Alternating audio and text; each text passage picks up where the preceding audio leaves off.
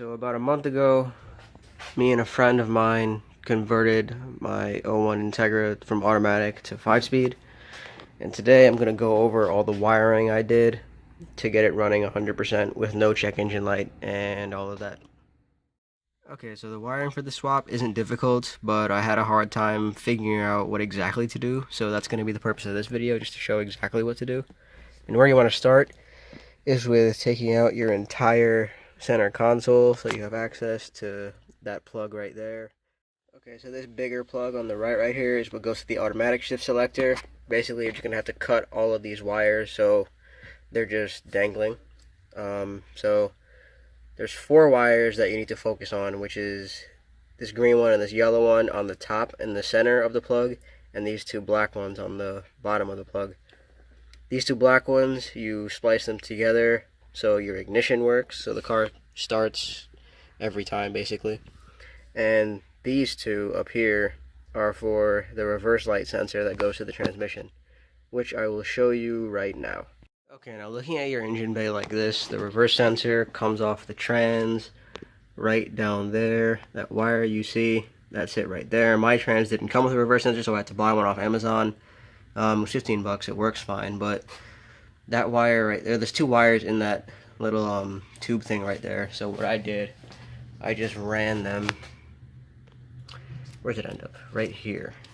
This is where it ends up. To get them to the firewall, there's a little grommet right here. Just literally poke a hole in it. Then it comes out in the passenger footwell. And then you just run them. Come on, focus. Run them to the automatic plug, those 2 top wires, and your reverse light should work. Okay, put key in accessory.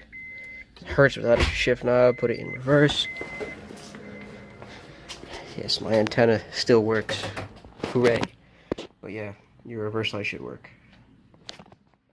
One other issue you might run across is when I first did the swap, the key didn't want to come out of the ignition unless I unplugged the battery. So when the car was automatic, it didn't have a clutch pedal. In place of the clutch pedal was this box right here that I just unplugged and removed from the car, as you can see, and the key comes back just fine. Now, from my understanding, this is some kind of key interlock relay. Haven't really caught any negative repercussions of taking it out. My alarm still works fine, my central locking, all that. So yeah, I guess if you want the key to come back in your manual swap, just take out this box. This is the bracket that is mounted. I just bent it all out of the way for no reason. So yeah. Now the ECU that you have to run in a 2001 Integra, which is basically the most annoying to swap to manual, is an OBD2A ECU. And to run an OBD2A ECU and have the car run and idle with no issues, you need to buy an adapter harness. Me personally, I bought a Rye-Wire OBD2B to OBD2A harness, and the car starts just fine. Everything is under the panel right there where the ECU normally lives. The mounting bracket, which is like a gold piece of metal, doesn't fit there, so I kind of just had to. I mounted the ECU to the chassis, and then the wires I kind of just wrapped around it, so everything looks factory and it sits fine under there. Something else about my ECU, it's from a 1998 Integra RS apparently, and I don't know if that has anything to do, but the when I start up the car, the automatic lights, they don't flash anymore, which is cool, I guess. I didn't really mind it doing it in the first place. I'm not going to change this gauge cluster because I want to keep my original miles and stuff, so just a side note. Now the one thing I didn't wire up was the clutch safety switch. Now how you wire that is simple, is these 2 wires right here, they just run to a plug that's on top of the clutch pedal. The reason I didn't do it is because if I were to do it, my remote start wouldn't work, and I want that for the winter. I just have to, leave the car out of gear, which is fine because, my handbrake works. But yeah. If you're wondering about the gold, that's just generic Amazon heat tape I got, because I took the car on the highway and I noticed my shift knob was getting kind of warm, which I wasn't a fan of. So I just wrapped around there, and that looks kind of cool. And it does work. My shift knob hasn't gotten warm since then. So yeah. Now all these other wires you literally don't have to worry about. I just taped them off like this. It looks like they're little flags. So you just tape them off like that. All you have to worry about is these 2 wires down here and these 2 wires up here.